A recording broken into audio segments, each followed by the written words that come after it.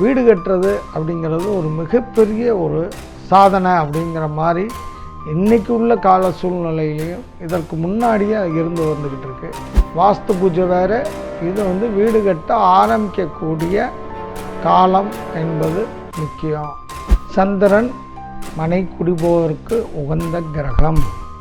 நீங்கள் குடிபோகக்கூடிய நாள் உங்கள் ராசிக்கு சந்திரன் உச்சமாக இருந்தால், ஆட்சியாக இருந்தால், நட்பாக இருந்தால், வாஸ்துக்கு பூஜை பண்ணி நீங்கள் வீடு கட்டக்கூடிய அந்த ஆரம்பிக்கக்கூடிய நாளில் சரராசி அப்படின்னு சொல்லக்கூடிய மேசம், கடகம், துலாம், மகரம், இந்த 4 ராசிகளும் வீடு கட்டுற ஒரு ராசியா, அந்த இடத்து யார் பேரில் இருக்கோ ஜாதகத்தில் ஏற்படக்கூடிய கிரக ரீதியான தோஷங்களும் நிவர்த்தி ஆகிறதுக்கு உண்டான ஒரு வாஸ்து பலம் உள்ள ஒரு வீடாக உங்கள் வீடு அமையும். தினபூமி நேயர்களுக்கு என் இனிய அன்பு வணக்கங்களை கூறிக்கொள்வது மதுரை ஜோதிடர் சதயம் எம் மீனாட்சி சுந்தரம். இந்த காணொளி மூலம் தொடர்ந்து வாஸ்து சம்பந்தமான செய்திகளை உங்களுடன் பகிர்ந்து கொண்டு வருகிறேன். வாஸ்து ஒவ்வொரு மனிதனுக்கும் வாழக்கூடிய இடம் சரியாக அமைய வேண்டும். அந்த வாஸ்து குறித்த நம்மளுடைய முன்னோர்கள் சொல்லிய விஷயங்களை ஒவ்வொன்றாக நாம் பார்த்து கொண்டு வருகிறோம். வீடு கட்டுறது அப்படிங்கிறது ஒரு மிகப்பெரிய ஒரு சாதனை அப்படிங்கிற மாதிரி இன்றைக்கி உள்ள கால சூழ்நிலையிலையும் இதற்கு முன்னாடியே இருந்து வந்துக்கிட்டு இருக்கு. இந்த வீடு கட்டுவதற்கு ஒவ்வொரு ராசிக்காரர்களுக்கும் எந்த ராசியில் வீடு கட்டலாம் அப்படிங்கிற மாதிரி ஆனால் ஒரு விஷயத்தை உங்களுடன் பகிர்ந்து கொள்ள போகிறேன். சில பேர் கேட்பாங்க, சார் வீடு நான் கட்ட போகிறேன், ஆனால் வீட்டு இடம் யார் பேரில் இருக்கோ அவர்கள் ராசிக்கு தான் பலன். சில பேர் மனைவி பேரில் வீடு கட்டுவாங்க, இடம் வாங்கியிருப்பாங்க. சிலர் பேர் தன்னுடைய பிள்ளைகள் பேர்லேயோ அல்லது மற்றவர்களுடைய பேர்லேயோ அம்மா பேர்லேயோ இடம் வாங்கி வீடு கட்டுவாங்க. இப்போ வீடு கட்டுற ஒரு ராசியா, அந்த இடத்து யார் பேரில் இருக்கோ அவர்களுடைய ராசிக்குத்தான் நம்ம ராசி பார்க்க வேண்டும். எப்பொழுதுமே ஒவ்வொரு ராசிக்கும், இப்போ மேச ராசிக்காரர்கள் வீடு கட்ட ஆரம்பிக்கக்கூடிய அந்த நாளானது மேசராசியாக இருக்கக்கூடாது. அதே வேளையில் அந்த மேசராசிக்காரர்கள் துளாராசி என்று வேலையை ஆரம்பிக்கக்கூடாது. பூஜை பண்ணுறோம் இல்லையா, வாஸ்து பூஜை வேறு, இது வீடு கட்ட ஆரம்பிக்கக்கூடிய காலம் என்பது முக்கியம். அப்போ அந்த கோச்சாரத்தில் சந்திரன் உங்கள் ராசியில், இப்போ மேசராசிக்காரர்களுக்கு மேசமும் துலாமும் ஆகாது. ரிஷபராசிக்காரர்களுக்கு ரிஷபமும் விருச்சகமும் ஆகாது. மிதுன ராசிக்காரர்களுக்கு மிதுனமும் தனுசு ராசியும் ஆகாது. கடகராசிக்காரர்களுக்கு கடகராசியும் மகர ராசியும் நீங்கள் வீடு ஆரம்பிக்கக்கூடிய நாளில் சந்திரன் அந்த ராசியில் இருக்கக்கூடாது. அதுதான் பலன். அதே மாதிரி சிம்ம ராசியில் பிறந்தவர்கள் சிம்ம ராசியாகவும் வரக்கூடாது. அதற்கு நேர் எதிர் ராசியாக இருக்கக்கூடிய கும்பராசியும் வரக்கூடாது. கன்னிராசி, இந்த கன்னிராசியில் பிறந்தவர்கள் அந்த கன்னிராசி அன்னைக்கும் வீடு கட்ட ஆரம்பிக்கக்கூடாது. அதற்கு நேர் எதிர் ராசியாக இருக்கக்கூடிய மீன ராசியாகவும் அன்று வீடு கட்டக்கூடிய அந்த ஆரம்ப காலம் என்பது அந்த ராசியில் சந்திரன் உட்காரக்கூடாது. இப்போ இதே தான் இந்த மிச்சம் இருக்கக்கூடிய நேர் ராசி, உங்களுடைய ஜென்ம ராசி, உங்களுடைய ஜென்மத்துக்கு நேர் எதிர் ராசி 7வது ராசி. இந்த 2 ராசிகள்லையும் வீடு கட்டக்கூடாது அப்படின்னு முதல் பாயிண்ட் வச்சுக்கோங்க. 2வதாக, இந்த வாஸ்துக்கு பூஜை பண்ணி நீங்கள் வீடு கட்டக்கூடிய அந்த ஆரம்பிக்கக்கூடிய நாளில் சரராசி அப்படின்னு சொல்லக்கூடிய மேசம், கடகம், துலாம், மகரம். இந்த 4 ராசிகளும் வீடு கட்டக்கூடாது அப்படின்னு பொதுவாக சொல்லப்பட்டிருக்கு. சரராசிகள்னு இதுக்கு பேர்.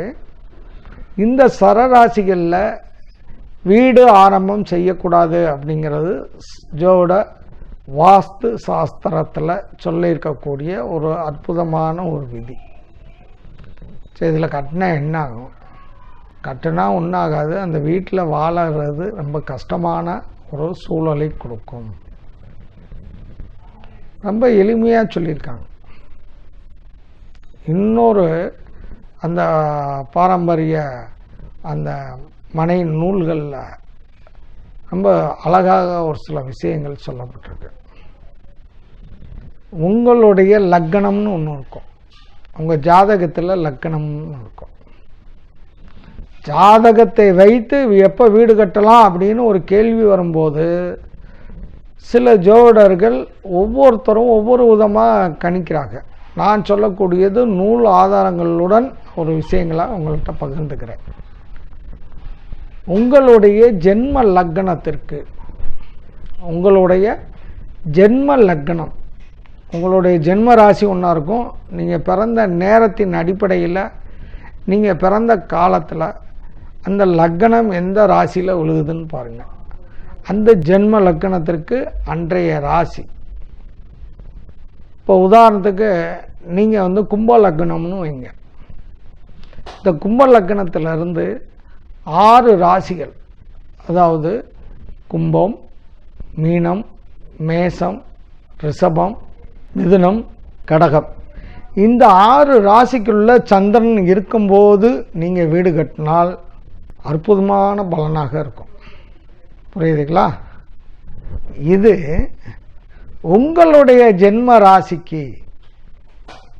இப்போ கும்ப லக்னத்துக்கு லக்னமாக நீங்கள் இருந்தால் கும்பம், மீனம், மேசம், ரிஷபம், மிதுனம், கடகம், இந்த ராசிகள் அன்று நீங்கள் வீடு கட்டினால், சந்திரன் இந்த ராசிகளில் இருக்கும்போது வீடு கட்டினால் உங்களுக்கு அதிர்ஷ்ட யோக பலன்கள் அந்த மனையில் வாழக்கூடிய அந்த காலகட்டங்களில் உங்களுக்கு ஏற்படும். செல்வம், செல்வாக்கு, அந்தஸ்து, கீர்த்தி, புகழ், மனை, மக்கள் அத்தனை பேருக்கும் நற்பலனை கொடுக்கும். அப்படிங்கிறது ஒரு முக்கியமான ஒரு விஷயம். ஒன்று. ரெண்டாவது, இந்த 7வது ராசியாக இருக்கக்கூடிய இதே கும்பலக்கணத்துக்கு சிம்மம், கன்னி, துலாம், விருச்சகம், தனுசு, மகரம், இந்த 7, 8, 9, 10, 11, 12 இந்த ராசிகளில் சந்திரன் இருந்தால் அது அதிகமான யோகமான பலனை கொடுக்காது. விரயங்களையும் கொடுக்கும், கஷ்டங்களையும் கொடுக்கும், நஷ்டங்களையும் கொடுக்கும், அலைச்சல்களை கொடுக்கும். இது ஒரு சின்ன வீடை கட்டி நம்ம குடியிருக்க போகிறோம் அப்படிங்கும்போது அப்போ இதெல்லாம் பார்க்கணும். சின்ன வீடு தான் பின்னாடி பெரிய மாளிகையாக சொத்துக்களை வாங்கி சேர்க்கக்கூடிய ஒரு யோகத்தை நீங்கள் அடையணும் அப்படின்னா இதெல்லாம் பாருங்கள். இப்போ லக்னத்திற்கு, லக்னத்திலேருந்து முதல் 6 ராசிக்குள்ளே வீடு கட்டணும்னு சொல்லியிருக்காங்க. இப்போ உங்களுடைய ராசிக்கு இந்த வீடு கட்ட ஆரம்பிக்கக்கூடிய நாள் அன்று உங்கள் ராசிக்கு வரக்கூடிய ராசிகள் 6, 8, 12ஆம் ராசிகளாக இருக்கக்கூடாது. இதுதான் ரொம்ப அடுத்த கட்டமாக நாம் பார்க்க வேண்டிய ஒரு விஷயம். தாராபலன் சொல்லுவாங்க. மொத்த நட்சத்திரங்கள் 27. இதில் உங்களுடைய நட்சத்திரத்திற்கு தாராபலன் இருக்கக்கூடிய நட்சத்திரங்கள் 2, 4, 6, 8. அப்போ 9 பிரிச்சிருப்பாங்க. முதல் பாரியாயம், 2ஆம் பாரியாயம், 3ஆம் பாரியாயம். இதெல்லாம் ஜோட வார்த்தைகள், இதெல்லாம் விட்டுருங்க. உங்கள் நட்சத்திரத்திலேருந்து எண்ணுங்க. 2, 4, 6, 8 இந்த நட்சத்திரங்கள் உங்களுக்கு உகந்த நட்சத்திரங்கள். சரி, 8 முடிஞ்சுன்னா 27 மிச்சம் என்ன இருக்குது அப்படின்னு பார்த்தீங்கன்னா, மறுபடியும் உங்களுடைய அனுஜன்ம நட்சத்திரத்திலிருந்து எண்ணிக்கைங்க. இந்த 2, 4, 6, 8 இந்த நட்சத்திரங்கள் வரக்கூடிய நாட்கள் பூரா வீடு கட்ட உகந்த நாட்கள். ஆரம்பிக்கிறது. சில பேர் இந்தந்த நட்சத்திரத்துக்கு மட்டும்தான் வேலை பார்க்கணுமானா அது வருஷம் 5 வருஷம் ஆயிடும். அதனால் அதை பற்றி ஒன்றும் கவலைப்பட வேணாம். பொதுவாக வீடு கட்ட ஆரம்பிக்கக்கூடிய ஒரு காலகட்டங்களில் அன்றைய லக்னம் ஒன்று இருக்குது பார்த்திங்களா, அந்த முகூர்த்த லக்னம். இந்த முகூர்த்த லக்னத்தில் 6ஆம் இடம் சொல்லக்கூடிய 6வது ராசியிலையும் 8ஆம் இடம் சொல்லக்கூடிய 8வது லக்னத்திற்கு 8ஆம் இடத்துலையும் எந்த கிரகங்களும் இல்லாமல் சுத்தமாக இருக்கணும். அப்படி இருந்தால் அந்த வீடு ஒருன்னு கட்டி முடிச்சிடலாம். அதே மாதிரி நீங்கள் குடி போகக்கூடிய அந்த புதுமனை புகு விழாவுடைய காலம் என்பது குடிபோக உகந்த காலத்தில் நீங்கள் குறிக்கக்கூடிய அந்த முகூர்த்த லக்னம், அந்த லக்னத்திற்கு 12ஆம் இடம் ரொம்ப சுத்தமாக இருக்கணும். ஏன்னா இன்றைக்கி நாள் நல்லா இருக்கு, இன்றைக்கி பஞ்சாங்கத்தில் இருக்கக்கூடிய பொதுவான காலங்களாக அதை நீங்கள் எடுத்துக்கொள்ளக்கூடாது. நீங்கள் லக்னம் குறிக்கும் போகும்போது அந்த லக்னத்துக்கு 12ஆம் இடம் சுத்தமாக இருந்தால் குடி போகக்கூடிய மனை எல்லா செல்வங்களையும் வாரி வழங்கும். உங்களுடைய சந்திரன், அதாவது உங்கள் ராசிக்கு அதிபதி உங்களுடைய சந்திரன் இந்த கோச்சார காலகட்டத்தில், இப்போ நீங்கள் என்றைக்கு குடி போக போகிறீங்களோ அந்த நட்சத்திரம் உங்களுடைய ஜென்ம நட்சத்திரத்திற்கு பகை நட்சத்திரமாக வரக்கூடாது. அதிபதி பகையாக இருக்கக்கூடாது. நட்சத்திர அதிபதின்னு இருக்குது, இந்த நட்சத்திர அதிபதி பகையாக இருக்கக்கூடாது. இது ரொம்ப முக்கியமான ஒரு விஷயம். அப்படி இருந்தால் குடும்பத்துக்குள்ளே சண்டை சச்சரவுகள் வம்பு வழக்குகள் இது பூரா வரும். உங்களுடைய ஜென்ம ராசிக்கு உங்கள் ராசிக்கு சந்திராஷ்ட நாட்களாக இருக்கக்கூடாது. உங்களுடைய ஜென்ம ராசி அன்னைக்கும் குடி போகக்கூடாது. சந்திராஷ்ட அன்னைக்கு மட்டும் இல்லை, உங்களுடைய ஜென்ம ராசி அன்றும் குடி போகக்கூடாது. நீங்கள் குடி போகக்கூடிய நாள் உங்கள் ராசிக்கு சந்திரன் உச்சமாக இருந்தால், ஆட்சியாக இருந்தால், நட்பாக இருந்தால் சூப்பராக இருக்கும். ஏன்னா சந்திரன் மனோகாரகன். அந்த நீங்கள் ஒரு வீட்டில் குடி போயிருக்கீங்கன்னா உங்கள் மனம் சந்தோஷப்படணும், உங்கள் மனம் மகிழ்ச்சி படணும், உங்கள் மனஸ் அமைதியாகவும் நிம்மதியாகவும் அற்புதமான எண்ணங்களையும் உருவாக்கக்கூடிய அந்த சந்திரன் பலமாக இருக்கணும். அதுக்குத்தான் சொல்லியிருக்காங்க வீடு குடி போகக்கூடிய அந்த நாள். இப்போ ஒரு வீட்டுக்குள்ளே குடி போகும்போது அந்த மனைவிக்கு உண்டான ஓனர் யாரோ அவங்களுக்கு மட்டும்தான் முக்கியம், மற்றவங்களுக்கெல்லாம் பார்க்கணுன்னு அவசியம் இல்லை. ஏன்னா ஒரு குடும்பத்தில் 10 பேர் இருந்தாங்கன்னு வைங்க, 10 பேர் 10 ராசியாக இருந்தால் என்ன செய்ய முடியாது. மெயின் முன்னோர்கள் சொல்லிய விஷயம், அந்த வீட்டின் ஓனர், அந்த வீட்டுக்கு சொந்தக்காரருக்கு மட்டும்தான் பார்க்கணும். தயவுசெய்து எல்லாத்துக்கும் பார்த்து குழப்பிக்காதீங்க.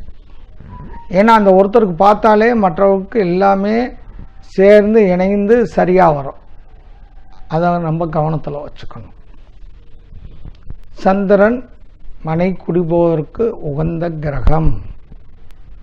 அதனால் சந்திரனை பார்க்கணுன்னு தான் நடைமுறையில் இப்போ என்கிட்ட ஜாதகம் பார்த்து வீடு கட்ட வர்றவர்களுக்கு காலம் குறித்து கொடுக்கும்போது முழுக்க நான் சந்திரனை மட்டுமே வச்சு பலன் பார்த்து சொல்லுவேன்.